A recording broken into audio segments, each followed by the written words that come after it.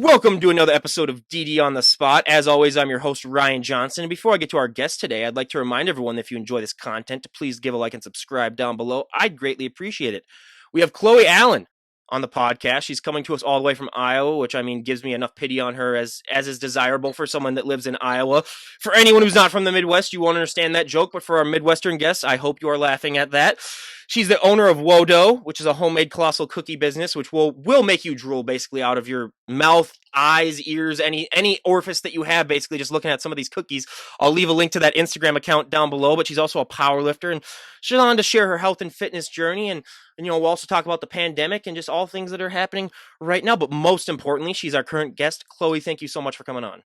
Absolutely. I'm more than happy to be here. Thanks for having me. Well, I always ask this to every guest, even though you do live somewhat close to me, being just that you're just a state below me. What is the weather like in Iowa today? It's actually, this is the first fully sunny day, no clouds, nothing that we've had in like 2 weeks. Yeah, we've had a nice couple of days. Yesterday was nice, and today's a little bit nicer too. But knowing that it's Minnesota and the Midwest, we all know it's bipolar, and that it's probably tomorrow we're probably gonna get snow or something like that. Oh, Knowing that, yeah. Yeah. oh my God, just people don't understand. I have so many guests on from the South who have never seen snow in their lives, and I'm like, I hate you people so much. Like it is absolutely ridiculous. But before I get into that, because that's a podcast in and of itself that I'm planning on. I'm planning on making that one day, where it's just all me just telling my worst winter weather stories, just to everyone who doesn't Who believe that lives in the winter is a South? thing. Yeah. Oh, absolutely. But why don't you give us your backstory on what really inspired and what motivated you to get in shape, and how that led to where you're at right now? Yeah, absolutely. Growing up, I was always kind of a little bit bigger, heftier than I really wanted to be. And I always really hated that. And then we had, a death in the family, actually straight out of high school, and that I needed an outlet. And so I started to get really into working out at home, and then gradually kind of worked my way into a gym. Was mainly doing a lot of circuit work. Met a trainer that I clicked really well with, and he kind of introduced me to bodybuilding and that style of workout. And then finally got into actually lifting like a bodybuilder. And I actually have my pro card now in IPE, one of the natural organizations. So that took off pretty quickly. And then just over the last year and a half, 2 years or so, I kind of have made my transition over to powerlifting. Yeah, we have a lot of people that do that, where they start out in bodybuilding and then they go to powerlifting, and I would do that too, just because I cannot be on those damn diets that they're on. All Yeah. those, that just, I tried it one time for 2 weeks out of solidarity with a friend that was getting ready for a show, and then I Oh, lasted two poor weeks. you. I lasted 2 weeks, and then I was like, okay, I need to have a beer. I need to have a hamburger every once in a while. It's like, Yeah. yeah, it was absolutely ridiculous, and it really opened up my eyes to that struggle. But yeah, Yeah. it's just so fascinating what that entails, because like I was telling you before, the general public does not understand what that really entails. But a myth and stereotype that I love to bust on the podcast is that there's so many positive things that happen with working out, and I've always said it's gotten better the last 5 years, but there are still so many women that have that fear, where if they walk into the gym and they pick up one weight, they're going to put on 50 pounds Yeah, of just muscle overnight. explode. Yeah. First of all, I wish I had that type of self-confidence, because, Yeah. I would be a Fortune 500 CEO by now. And second of all, if that does happen to you, give me a call, because I want to know your secret. Like, I would pay my entire life savings then just to pick your brain. But obviously, that's not the case. But did you have that fear when you were getting started? And even if you didn't, I bet you still hear that all the time. How do you like to respond to that? It's just kind of one of those things where it when people ask me, especially when they ask me how long I've been at this and they realize it's been 10 plus years, that kind of dissolves their fear pretty quickly, because it's taken 10 plus years of rigid dieting, some pretty intense training, just to get to the level that I'm at now. And I'm certainly nowhere near the level that they see on social media and things like that. So, and I actually personal trained for about 4 years, and that was always one of the biggest questions that I had from clients, was that how I just want to tone, I don't want to bulk up, things like that. So it's usually telling them that I've been at it as long as I have been, they realize it's not that hard or not that easy. I always say that tone should just be eliminated from the English dictionary, because it's like when you're saying tone, you're really saying that you want to add muscle. I mean, there's no other way to put. It's like, what do you really want it to just be bones, basically, and just bones and skin then, basically? Because if that's, I mean, I just think that, I mean, again, that goes to the lack of education that is really, discouraging in a lot of ways, that a lot of people just aren't familiar with Yeah, that myth. But, I understand where the myth came from. And then, I understand that, there's always probably going to be those people that believe it. But one thing yeah, that I ask all the health and fitness guests that I have on is, I mean, if you were to walk into a gym with 100 people, there's 100 different ways as to how those people got into shape, whether it comes mhm, down to their dieting, their nutrition, how many reps they do, what exercises they do. So many little things add up to that overall package that people end up seeing. Where, I mean, if you were to walk up to someone and say, wow, your arms or your back or whatever body part you're thinking of look great, how do I get mine to look like that? What works best for them 99% of the time isn't going to work as good for you. that's exactly right. How Yeah, did you sort of figure that out, knowing that, it's going to be super individualized? yeah. It it's a lot of trial and error. It's pretty much just seeing, you can. It really does almost take hopping on the train, someone else's train for a little while, to realize that's not going to work for you, or maybe it will work for you. And you just have to keep adding new things, keeping the things that do work for you, and it takes years to build on that to really figure out. And even then, you're probably not going to have it mastered, because there's still going to be so many other things that might work for you that you just haven't even tried yet. I have considered changing this podcast to just trial and error. That's the title that I want, that I've been Yeah, trying, because that is one of the biggest themes that is preached on here, and I agree with it totally. And the one thing about health and fitness too is that when people try to master, what works best for them, it's an ever evolving lifestyle. So once you figure that out, most of the times your body gets used to it, and then you got to change things up in about yeah, a couple months yeah. anyway. So you're never going to fully master it, and that's one thing that really appeals to me with this lifestyle, is because it's, you're always adapting and you're always learning things. But one thing that I love to talk about too is, not that many people like to talk about the genetics that come into this, because especially when we live in a day and age where everyone's on social media and everyone looks at people's photos and they say, oh my God, I want her arms, I want his abs, I want their back or whatever. They don't realize that you can only be the best version of yourself. They don't realize that, a lot of people just have that myth where they're just like, oh, I'll just train just like them, and I will look just like them. And it's kind of like our last question, but a lot of people just don't understand that you're just going to be the best version of yourself. But I love to ask, because whenever someone first gets started, they always have that one body part that really, really takes off, that they don't have to train as much.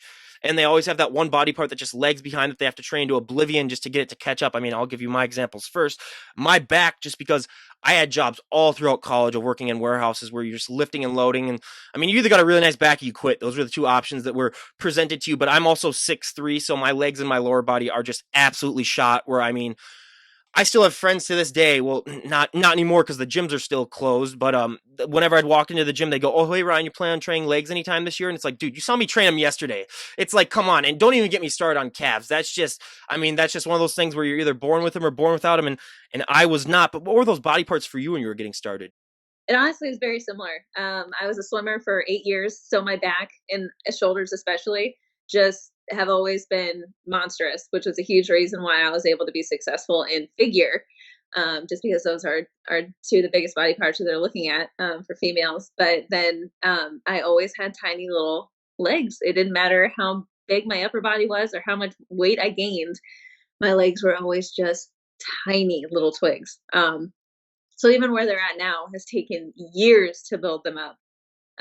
But definitely my back and my shoulders have been the easiest. And my legs and lower body in general have just been tooth and nail just to get to grow. To even get up for a leg day is just the hardest thing for me out of it. Yeah. I mean, and just, I mean, when it's done, I have no better feeling in the world, just because it's the worst workout for me, and I just absolutely hate it. But it's just, if I wake up knowing that it's leg day today, I'm just like, oh, can I just please go back to sleep for another Yeah. 10 Yeah. hours or something like that? Where it's Sleep right through it. Yeah. oh my God, it is absolutely ridiculous. Yeah. But one of the things that I love to talk about when it comes to working out, and especially women, because I find that it's one thing that impacts women so much more positively than men, is the confidence boost that working out Hmm. gives you. We have heard hundreds of stories on this podcast of women who have, maybe become more assertive, or it's just helped them better their personal lives. I mean, the positivity thing that comes with it just really can take you really anywhere in your life. And I always say that is the one thing that you can take from the gym and impact every single aspect of your life. How have you taken that confidence boost and that positivity that working out gives you and use that to change your life? Well, I really, I was a pretty meek, mild, quiet person, even just 4 or 5 years ago. It's taken I can attribute a lot of the personality change to working out because there's, especially with powerlifting, and lifting really heavy, there's a certain confidence that comes with that. And it's, it almost gives you, it feels like it gives you the power to actually kind of take control. Even though it's just an hour or 2 hours in a day that you're doing it, it still is like you leave, you feel stronger, you feel better about yourself. There's no way I could have opened my own business had I not been doing what I do, and kind of having built the confidence that I did inside the gym. I would definitely not be anywhere near where I'm at right now. No, and again, just the benefits are just not only in the weight room too, they're in the mental side as well. And I love to ask too, because the mental aspect is so much harder for people than the physical aspect. People don't understand that you can convince your body to wait to get up and work out, but that mental aspect of waking up and just going through the motions and the lifestyle where you're just every single day, you got to get, you got to get the workout in. You, if you're doing your cardio, you got to do your cardio, you got to eat right. What was that mental adjustment like for you? Because I mean, for so many people, they aren't able to see that it's so much more of a mental battle than the physical.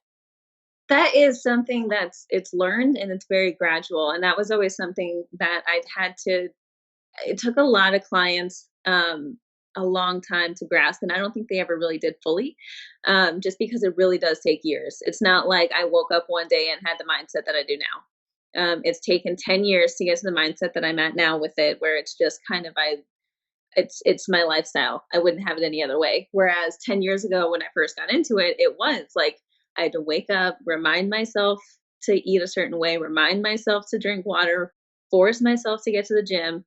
It just gradually gets easier because you find the things that you enjoy doing and you find the things that actually get you motivated to get there and to do it. And then it just becomes second nature after a while.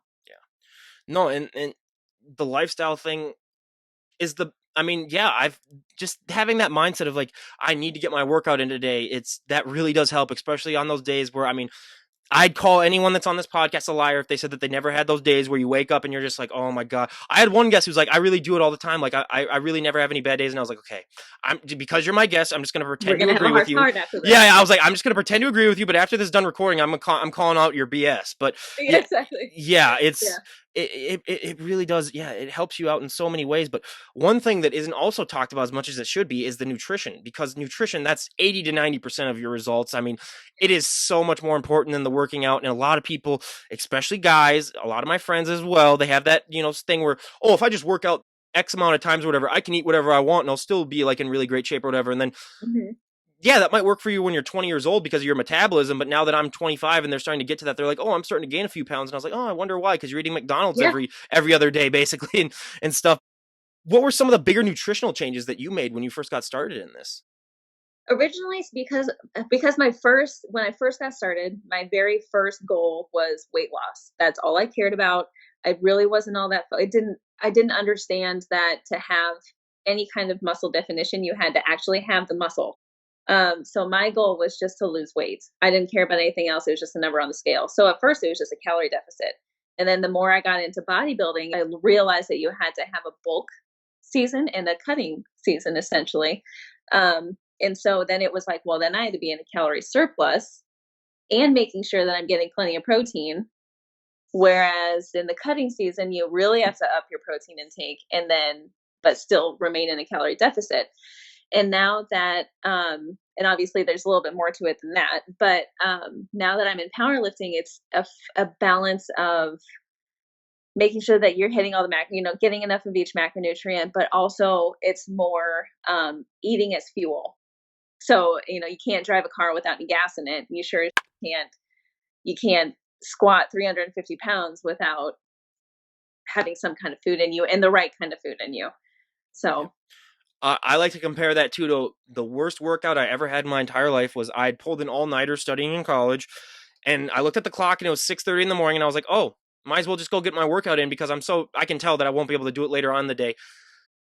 Normally my workouts were about an hour and 15. I lasted about half an hour and then I had to leave because I was like, this is just ridiculous. I mean, I knew that I wasn't gonna, max out or anything like that, but like even going through the motions, I was yeah. just like, oh my God, this is horrible. And then I went back to my room and I slept for like 6 hours before my like 1:30 class, and then I was able to get the rest of the workout in later. But yeah, that is Yeah, you cannot do it on empty gas. You need that as fuel, but yeah, it's that nutrition thing. I mean, that is the trickiest thing for so many people because we're so ingrained with fast food and all this other stuff that just is so easy to eat, and it's so Exactly, yeah, and there are some people that can run on it, but they're also, I mean, it's the whole thing with genetics as well. It's not everyone's gonna be able to do that. don't even get me started on those genetic freaks where I have one of my dad's best friends from college. This guy could eat 20 Snickers bars a day and not gain an Yeah, ounce.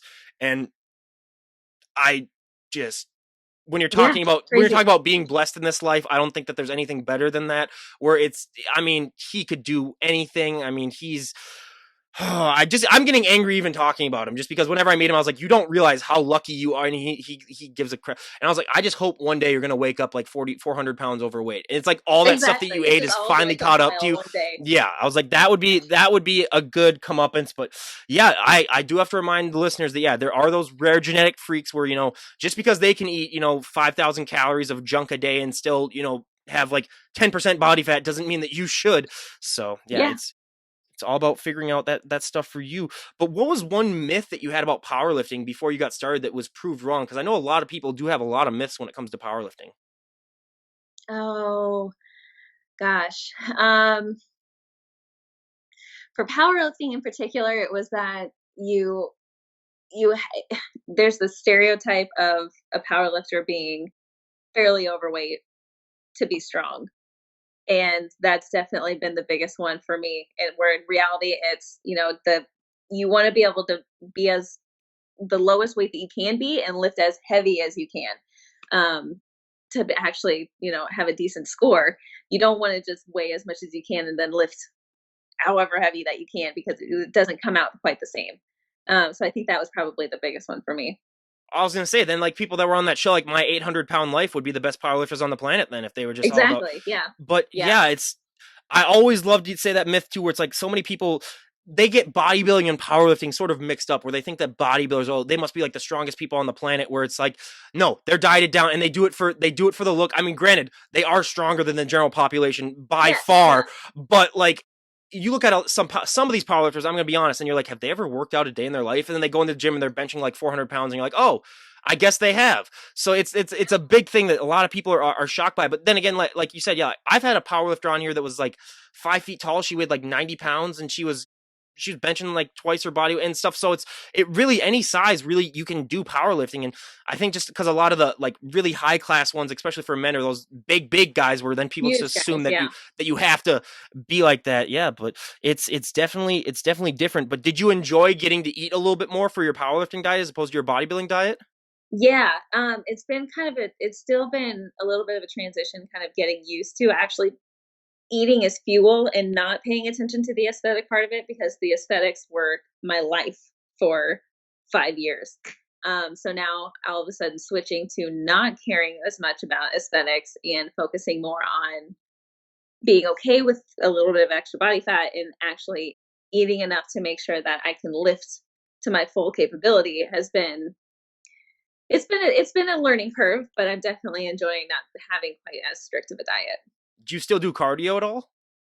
I my coach doesn't want me to. So he wants me to put that energy into lifting. Because ideally when you're lifting, it should still be a cardiovascular workout. You're lifting really heavy. You shouldn't be taking 15-minute breaks in between sets. Um, if I think he might be okay with it if I was actually eating that much of a surplus. But when the pandemic first hit, I was definitely running a little bit more just because I wasn't able to get my lifts in. Yeah, that I hate cardio so much, but I just walk too. Like I'll walk for like an hour, especially now during the pandemic where you just have so much time and that's so much easier. But yeah, cardio is the bane of my existence a lot of times. I usually go on bike rides, but when it's raining or whatever, I gotta get on the treadmill and do all that, which is ridiculous. But when it comes also to the workouts, I mean, like you said, some people take a long rest in between sets when it comes to Mhm. powerlifting and bodybuilding. That's the complete opposite. We're all taking like Yeah. 45 minutes or 45 seconds to a minute. If I took a 45-minute break between sets, I'd be there longer than the day. But uh Exactly. how was that adjusting to, longer sets and stuff? Because some people that I've talked to, they get a little antsy and they're just like, oh, I'm just so used to just go, go, go, go, go. And then when you slow things down a little bit, it just seems to throw them off at first a little bit. Yeah, and it does at first, but then you gradually learn with powerlifting that you are lifting so much heavier than you would be normally, especially with like a bodybuilding style workout, that you need those rests. Otherwise, you're just not going to be lifting to the capacity that you should be. For each set, you're going to get gassed. Your body can't recuperate as fast um, as it would during a bodybuilding style lift. So with powerlifting, you need the slight, I mean, it's not like you're resting even, 5 minutes in between lifts, and maybe 2 or 3 minutes. Um, but it's still, you need that to be able to pull what you should for every set, as powerfully as you should for every set. What was your experience like at your first powerlifting meet? Actually, that is coming up here in Oh, August. wow. Yeah. So I haven't even, it was supposed to be earlier this year. And that was canceled. So I was supposed to compete. Ideally, it was going to be last year, but I ended up herniating a couple discs in my back. So that was kind of thrown out the door pretty quick. So I've had some hiccups and speed bumps along the way, but we're hoping that this can finally go through in August. So Sometimes some powerlifters that I have on, they still like to incorporate some bodybuilderish workouts also into their training. Do you still do that at all? Like, some people, some of them, they'll just like work arms, or they'll just work, like back or something. They just won't do all the powerlifting moves. Do you still do that in your workouts too? oh, absolutely, yeah, I still do. So I'll start out my lifts, or whichever lift with whether it's bench, squat, or deadlift. It always start out with that, and then I go into the accessories. So there's always still a lot of accessories. So every lift takes a solid hour, hour and a half at least, usually up to 2 hours. And then I'll usually have just one accessory day, where I'm kind of hitting body parts that I feel are lagging behind a little bit, just to make sure that I'm keeping everything strong and not just the big lifts. No, yeah, and there's some people that have done that, and then I look at them, and then you can definitely tell how the way that they look. I mean, yeah, they can bench a lot, but then it's like their legs are about to like fall out underneath them, or then their arms are just like kind of a little squiggly when they're next to them. So yeah, I do prefer that. I think people should probably still do accessory works, and plus those body parts do also help you on your lifts too. It's like They do, yeah, you don't just use all legs when you're doing a squat or something like that. I mean, exactly. It's it's full body. Yeah, absolutely, you need everything. yeah, 100%. Was it an adjustment for you all, like wearing all those accessories that they make you wear for powerlifting, where it's like the belts and the Yeah. suits and everything? I mean, I tried it once and it just felt so awkward for me, and I felt it hindered me. But then, I know in the long run it really does help you lift more. But what was that adjustment like? It was really interesting going from using next to no equipment. I gradually kind of worked my way, while I was still bodybuilding, I kind of worked my way into having wrist wraps and wrist straps, and then knee sleeves. And then I just had a two-pood Velcro belt. So I would use that all the time for lifts. But then the more I got into powerlifting, then I switched over to a true competition style belt. I started getting more into knee wraps rather than knee sleeves. Um, so it's definitely, I can't go to the gym without my duffel bag. I'd be completely lost without that thing, because it has absolutely everything that I need inside of it. Yeah. No, yeah, it's a lot of people are just, they wonder why that is, but it helps you. Everything that powerlifters use, it ends up helping their lifts in the long run. But one fascinating thing about powerlifting that, I mean, is just, I'm just blown away by it, is the use of smelling salt. Have you used smelling salt yet? I haven't yet. Actually, my coach just used it the other day, because I've been around it. I've never really needed to use it yet myself. Um, but the number of times I've seen people almost make themselves gag using that, I'm not really looking forward to the experience. So I'm hoping I can hold off until meet day, or a couple weeks before meet day, to really use anything like that. So Well, I was gonna say, because whether you're talking about me personally or a lot of people in the general public, when they think of smelling salt, they think about those old football movies where whenever the guy gets a concussion, they just give him smelling salt and the dude's okay. So I'm just fascinated that they did that for powerlifting. And I've always, one time on this show, I will get some smelling salt and I'll do it live on the show, and then just see what it's like. But a lot of people, yeah, they a lot of powerlifters that I have on swear by it, but it's fascinating. But one thing also with powerlifting is that you got to get yourself amped up. You got to get yourself in the zone. Bodybuilding, not as much. You don't really need to, but there's a lot of people that, I'm gonna be honest, they almost look psychotic or demonic right before they get ready for their lifts. Yeah. Was that hard for you, sort of going to that place, or was that something that you use sort of like as a catharsis where you can release a lot of like pent up emotions and stuff? Because I know a lot of people that really helps them, mentally and emotionally in their personal lives too, just when they get through those powerlifting lifts. I'm pretty quiet on the outside actually as I'm preparing for my lifts. I don't really get like super You're like you're not you're not one of those where they just pat you as screaming. hard as they can on the back and stuff like that, and then Exactly. yeah. Yeah. I feel like that would knock me out of my zone if someone were to start smacking Oh, at me. I'd be But pissed. I'd be pissed. I'd turn yeah, around and be like, "Why yeah, did you do that?" Like, yeah, yeah. Like I'm trying to focus. But it's mainly like there are specific songs that I'll listen to that help me a lot, and then it's getting in. I honestly, it's usually if I'm gonna max out, it's an all day preparation, if not multiple days, because I'm sitting there thinking through it. I'm watching videos to get myself hyped up for it. Whoever's at the gym with me is getting me hyped up. Um, and it usually almost ends up like because I know everyone at the gym, they'll ask me, when are you maxing out? And so they're prepped for it. So then I have this audience. And so it usually ends up being a much bigger deal than what I would like it to be. So that's going to take some getting used to, I guess, being on a platform. But yeah, there's certainly no demons coming at me when I'm stepping onto the platform. that's why you just go to like a 24-hour fitness at like 2 a.m. and then max out, just all alone by Exactly, to yourself. just be Yeah, by myself, yeah. yeah, Then no, with my luck, then I'd fail and I would need a yeah. spotter Oh and it yeah. would just be a mess.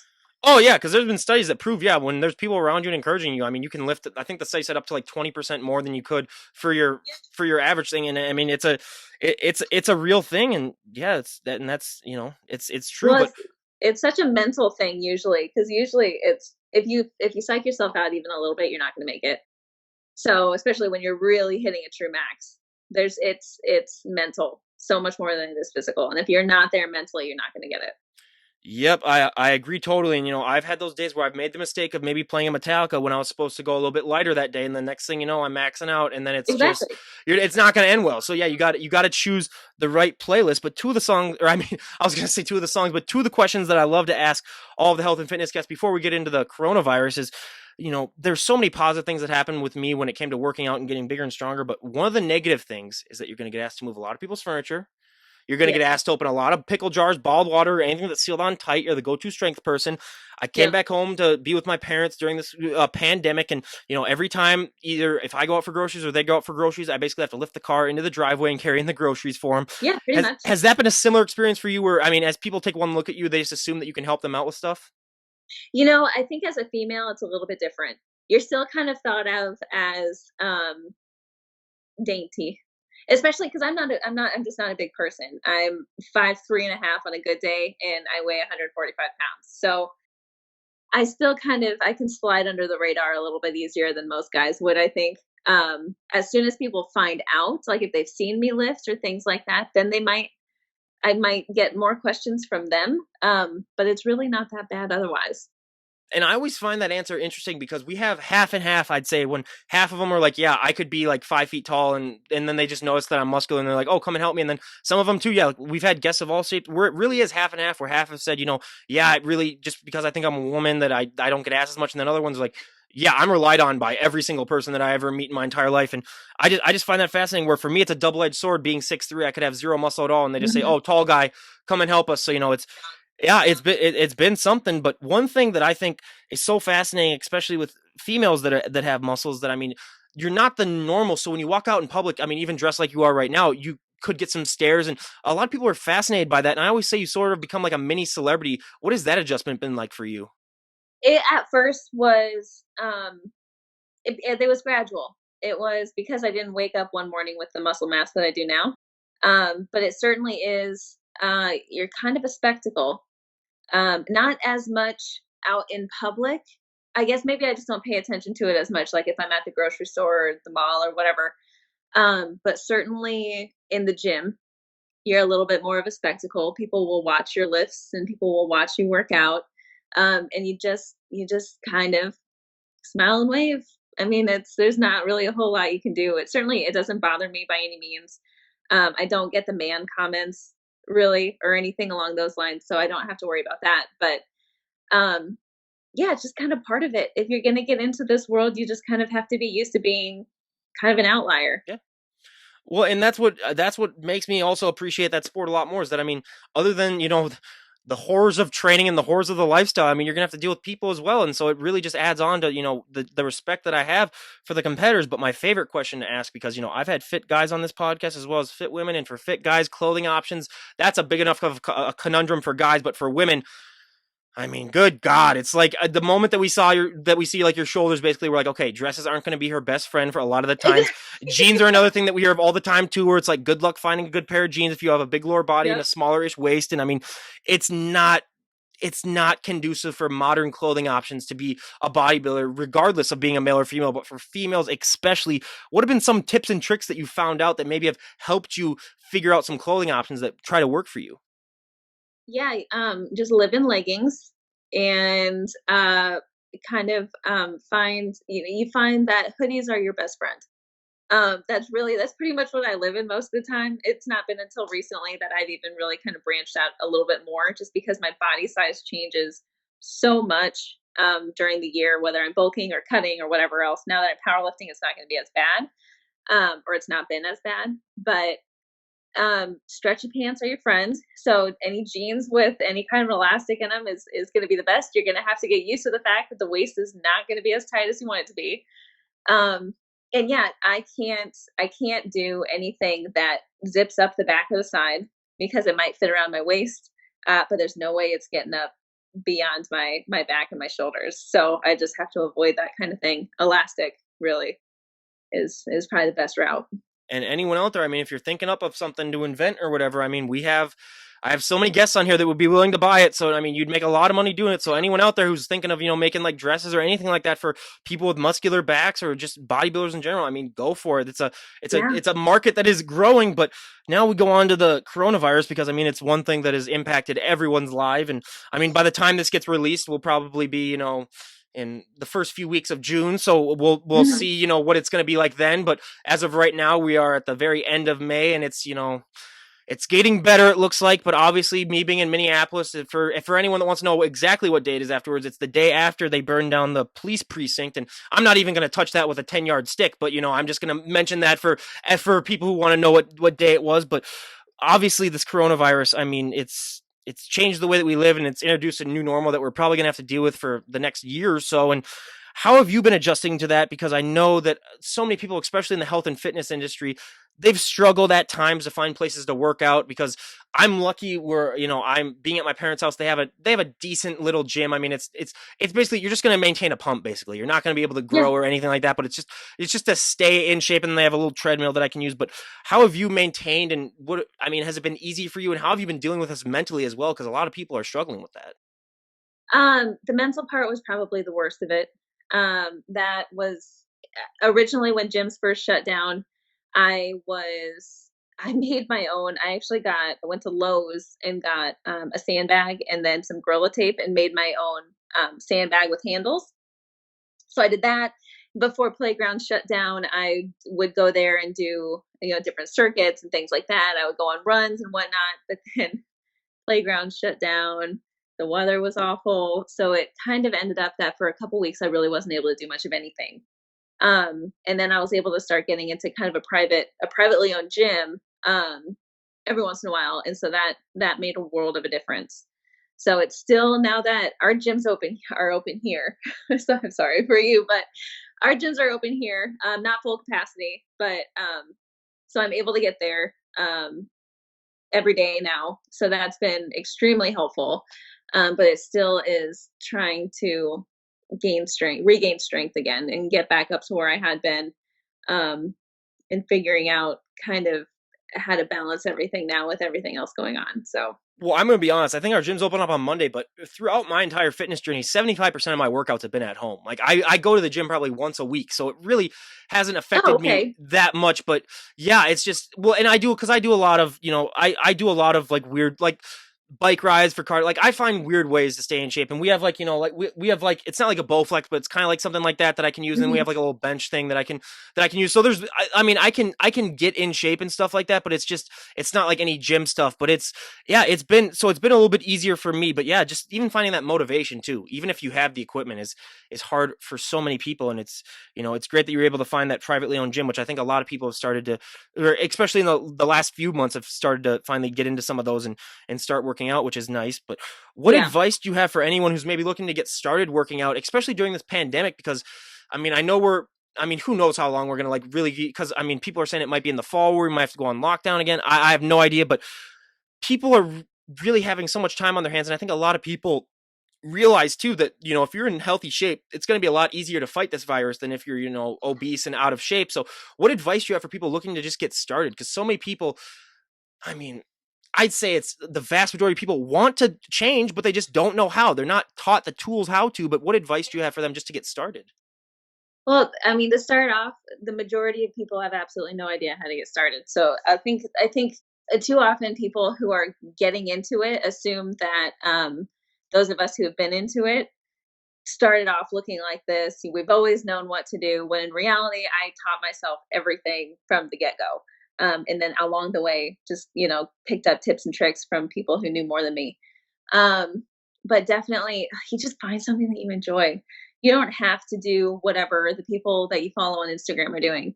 You don't have to be a powerlifter. You don't have to be a bodybuilder. You don't have to be a CrossFitter. You just find something that you enjoy doing that you're willing to stick with until you're tired of it, and then you find something new. So it's not like you have to stick with one thing forever.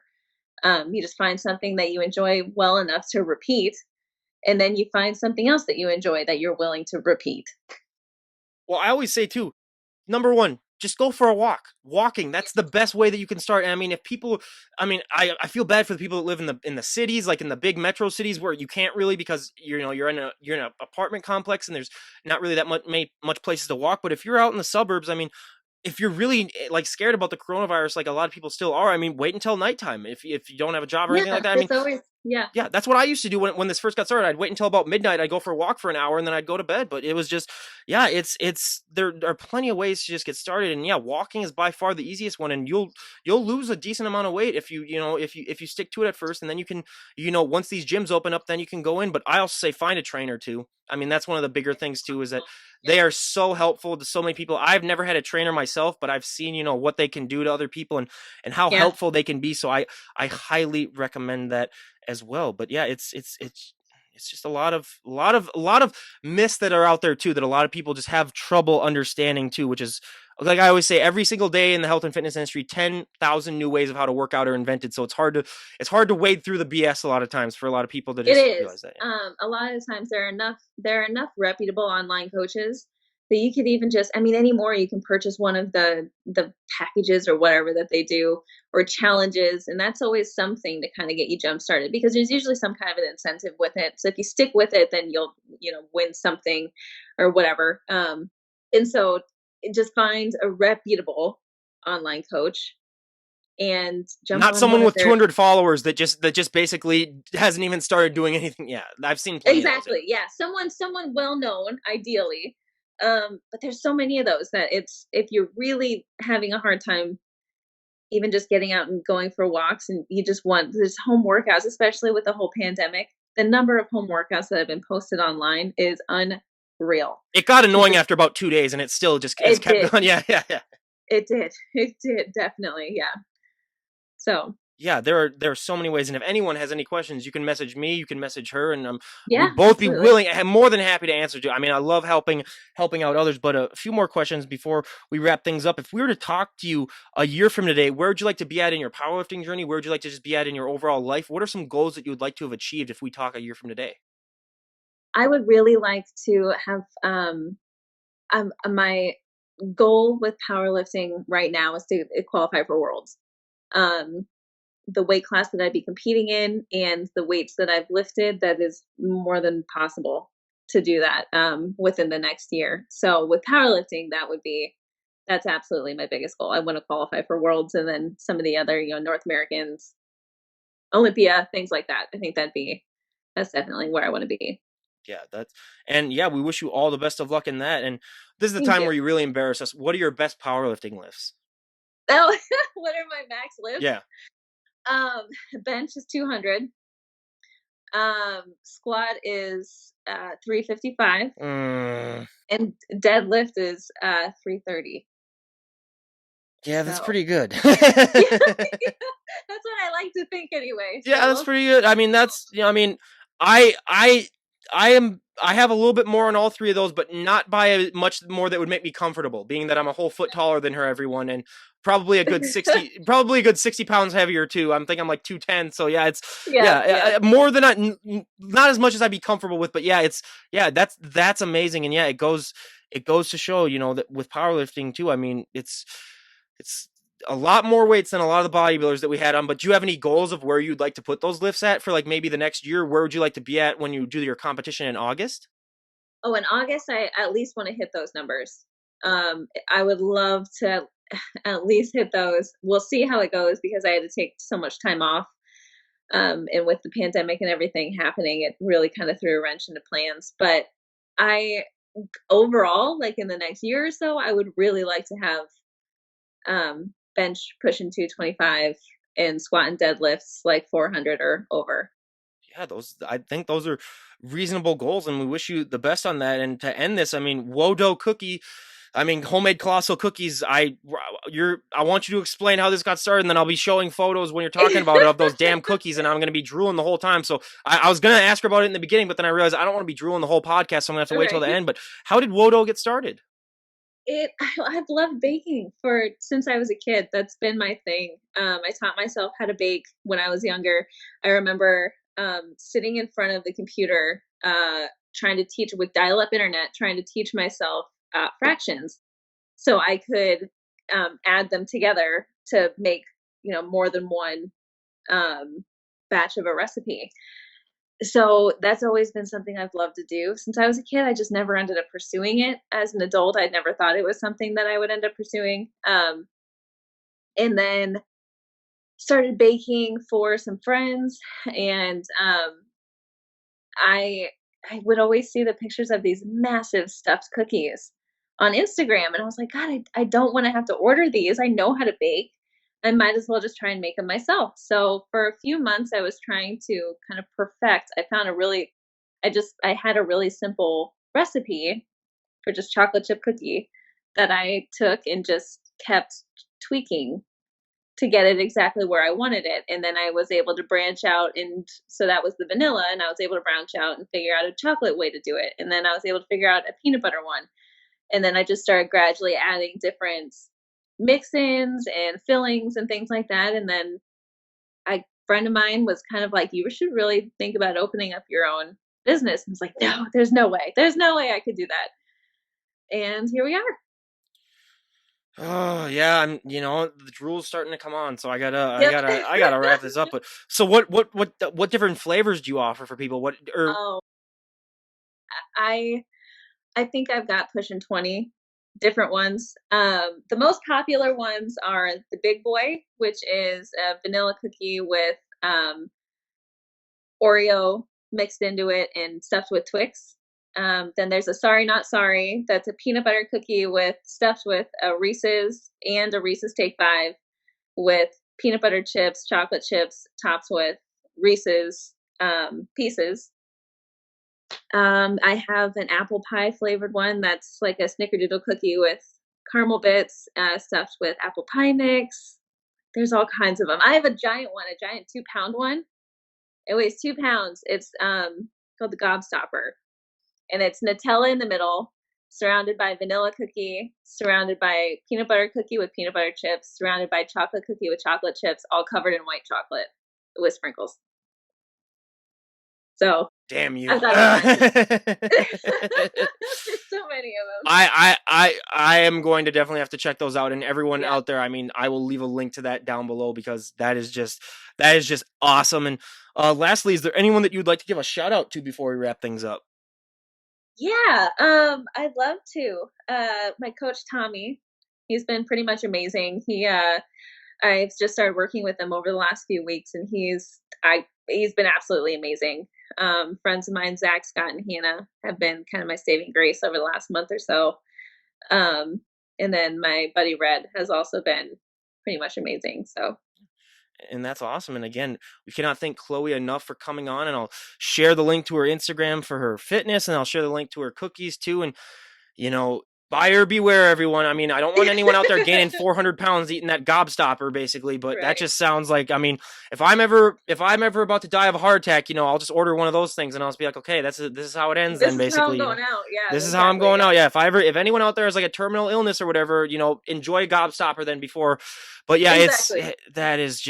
that's just amazing. And again, we wish you nothing but the best on all of your endeavors. And thank you again so much for coming on. I really appreciate it. Absolutely. Thank you for having me. Absolutely. Well, I know that her life in Iowa is, pretty miserable right now. So I'm glad that I gave her a little bit of a ray of sunshine in the dreary existence of corn and farmland. But no, I'm not. I shouldn't say that because my dad was raised in a small farm town of about 200 people. So I shouldn't be saying that. But again, you guys, we cannot thank Chloe enough for coming on, and everyone go and check her out. And this is Ryan Johnson, DD on the spot, signing out. Have a great day, everyone.